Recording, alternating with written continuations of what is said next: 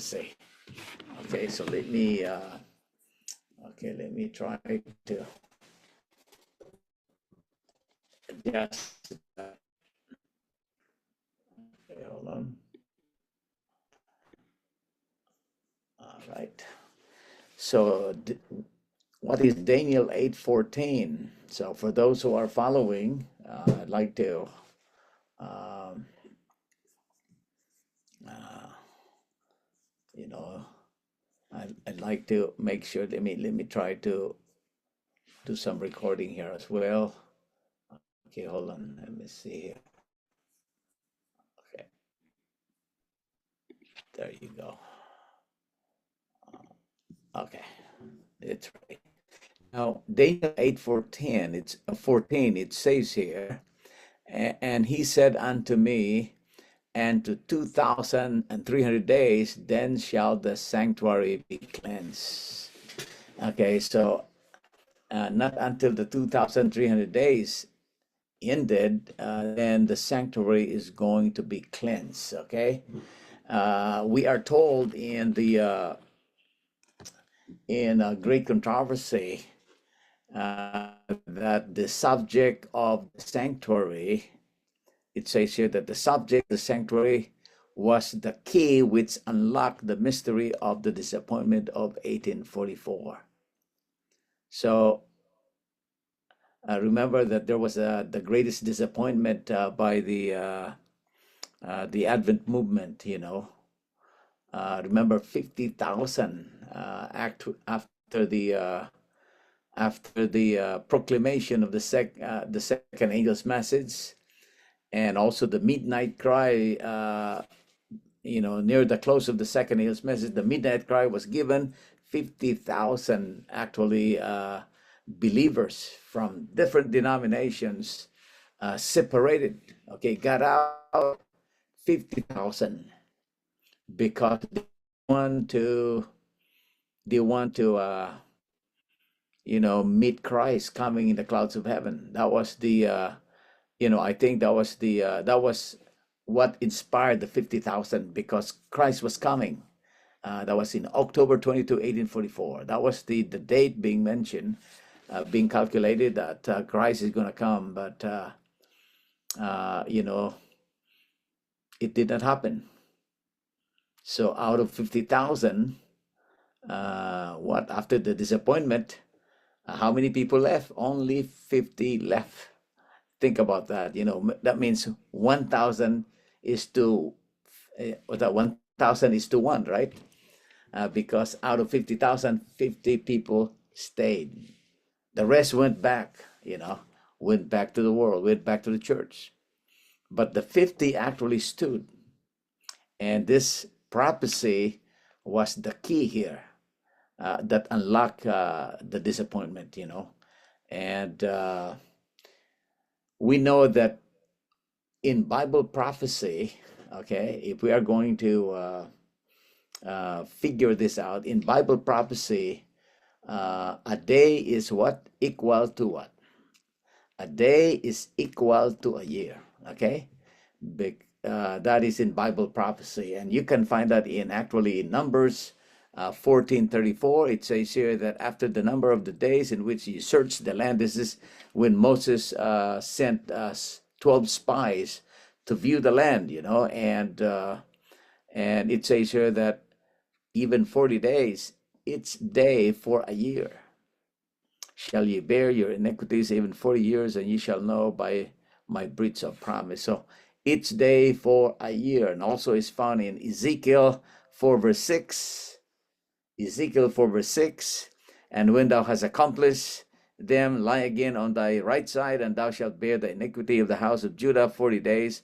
I have appointed thee each day for a year. So these two texts actually are being used by William Miller, that each day, it stands for a year. Okay, so when we talk about the 2,300 days, it's actually 2,300 years.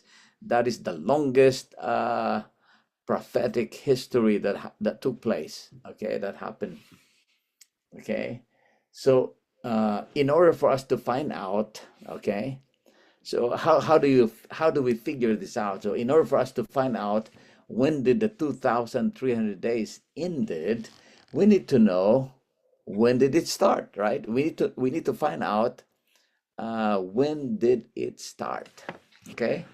Now the Bible gives us a clue here from Daniel 9:24. This is the text that actually that explains when the beginning of the 2,300 days started. It says here that we are told that 70 weeks are determined upon thy people and upon the holy city to finish the transgression and to make an end of sins and to make a reconciliation. Let me move this light here, it's too bright. It says here that, okay, let me do that. And to make reconciliation for iniquity, and to bring in everlasting righteousness, and to seal up the vision and prophecy, and to anoint the most holy.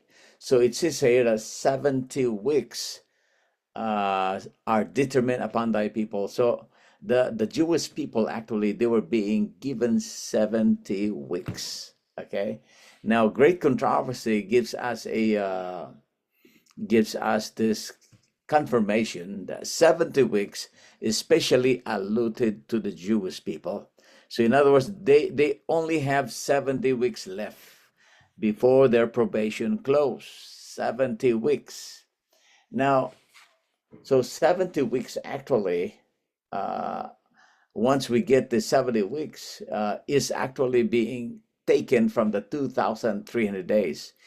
This has to be coming from this 2,300 days. Okay. And remember that in Bible prophecy, one day is equivalent to a year. Okay. So if we are going to make a diagram here, let's put a diagram here. Let's have a line.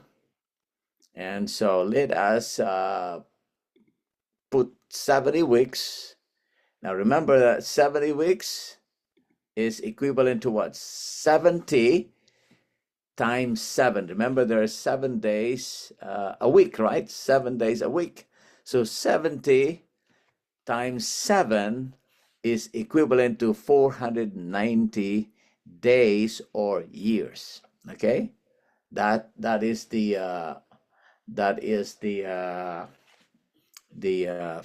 calculation here, 70 weeks. So we need to know, okay, we need to know when did it start.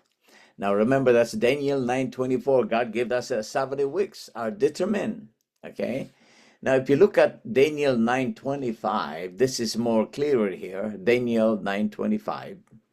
It says here that, know therefore and understand that from going forth of the commandment, okay, to restore and to build Jerusalem unto Messiah the Prince shall be 7 weeks, okay, 62 weeks, and then it says here that street shall be built again and the wall even in troublous times. Now, the word Messiah here, okay, the word Messiah, according to the Strongs, is anointed. So in other words, that from going forth of the commandment to restore Jerusalem and to build Jerusalem unto Messiah, that means until Christ being anointed here, okay, it is going to be 7 weeks, okay, 60. 1 score is equivalent to what? 20. Okay, so 60 is 60. So when we are talking about 62 weeks, that means 62 weeks. Okay. Now, so but the question is, it says from going forth of the commandment to restore Jerusalem. Now, when was the decree given actually to restore Jerusalem? So that once we have the year from the time the decree was given up to the anointing of Christ, then we can actually figure this out. So what year was the decree given? Okay, What year was the decree given to restore and to build Jerusalem? Now, according to Ezra, there were actually 3 decrees being mentioned in the book of Ezra. Okay, there were 3 decrees in the book of Ezra. You can find this in Ezra. It says here that there were 3. The first decree was given by Cyrus on 537 BC, and this was recorded in Ezra chapter 1, 1 to 4. But that decree that was given by Cyrus was not successful. The second decree was given on 519 BC, which was a renewal of the first decree by Cyrus. You can find this in Ezra 6, 7 to 12. Still, the second decree was not successful. But the third decree that was given by Artaxerxes on 457 BC, that decree was successful. And you can find that in actually Ezra 7, 11 to 27. Now, let's look at some verses in the text, okay? Let's look at the verses. It says here that this is the copy of the decree by Artaxerxes. It says here, let me just read verse 12. Artaxerxes, king of kings, and to Ezra the priest. And then verse 13, I make a decree that all they of the people of Israel and of his priests and Levites in my realm, which are minded of their own free will, to go up to Jerusalem. So this is the decree that was given by Artaxerxes, that they have to go back and rebuild Jerusalem. And so verse 21, it says here, I, Artaxerxes, the king, do make a decree. So Artaxerxes' decree was successful. So this is the time when the Jewish people actually, like Nehemiah, Ezra, and they went back and restored Jerusalem. Okay, so if you look at the Bible, in the book of Ezra 7, some of the Bibles actually gives you the year. I used to have a Bible that when you open the Bible in Ezra 7, it tells you right there 457 BC. Okay, so 457 BC was the year given to restore Jerusalem. But do you know what season when the decree took effect? Now, according to the I think Greek controversy, it says here that it was actually when Artaxerxes gave the decree, it went into effect in the autumn of the year 457 BC. That means in the autumn. So that's why William Miller actually makes a mistake here. First, it was in the spring, and then finally it was that was October 22, 1844. That's the fall season actually. So meaning to say that it exactly took place, exactly happened. Okay, so if we are going to make a diagram here, we can actually we can make a diagram here of this. It says here that from going forth of the commandment to restore and to build Jerusalem and to Messiah the Prince shall be 7 weeks. So let's put this into the screen here.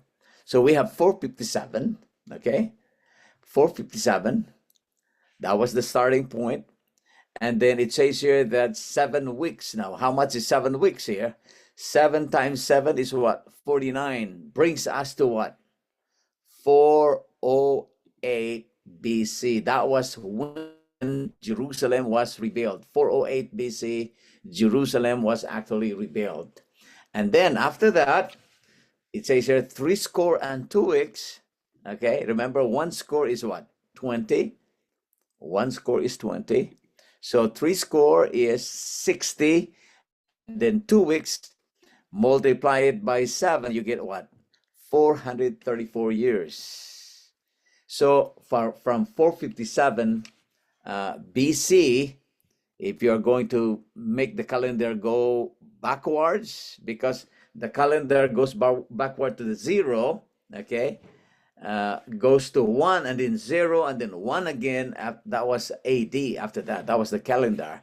So in other words, it will bring us to what? bring us to 27 AD, which is actually exactly correct. So meaning from the time the decree was given by Artaxerxes up to the baptism of Christ. Christ was actually baptized on what? 27 AD. So that was what?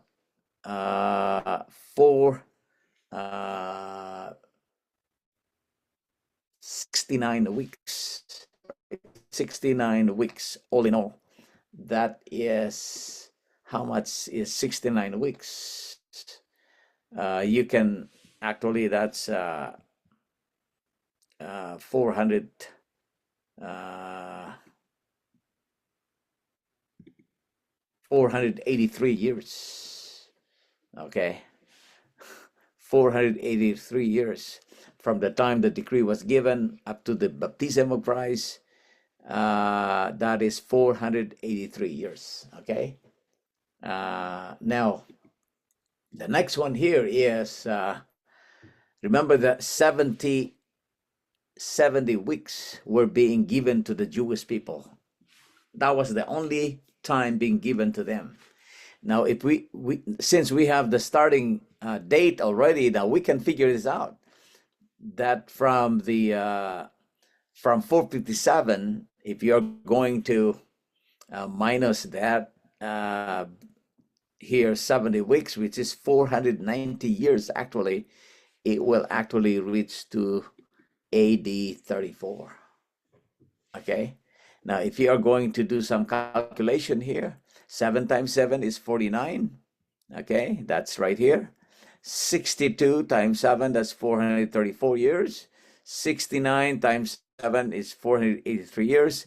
70 times 7 is equivalent to 490. Now, so if we are going to calculate this from 457 minus 49 years, you will have 408 BC. That's correct.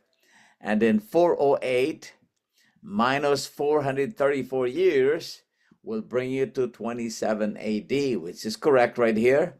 And then 457, okay, if you're going to take out 490, actually, you will have AD 34, which is actually correct. Now, remember that here in Daniel 9, okay, Daniel 9, okay, 26 to 27. It says, after 80, okay, after 82, okay, all right, after 82 weeks, shall Messiah be cut off. In other words, from the time Christ's baptism, okay, takes effect, it says here, the Messiah shall be cut off. Okay. Now, the word cut off here, meaning to say, is crucified. That is actually in the Strong's Concordance, H3772. Cut off means crucified or destroyed. But when did Christ actually being crucified? It says here, he shall confirm the covenant with many for 1 week. So in other words, there was 1 week here being given. I think that was the last period time given to the Jewish people here. 1 week. And it says here, in the midst of the week, he shall cause the sacrifice and the oblation to cease. So in other words, in the middle of the week, Christ is going to be crucified. So when was Christ being crucified? So there was 1 week here, which is actually 7 years. Okay. And in the midst of that, what is it? 31 AD brings us to 31 AD. So 27, 3.5 years, actually, 31 AD, that's 1 week, right? And so Christ died on 31 AD, exactly what the calculation of William Miller. So Christ died on 31 AD, and so if we are going to calculate this, So 457, if you're going to uh, minus 2300 minus 490 years actually brings you 1810, right? 22,300 days minus 490 days is you will have a remaining 1,810, which is actually, this is going to be the remaining here of the 2,300 years or days. Okay, so if we are going to calculate this, we have a calculation.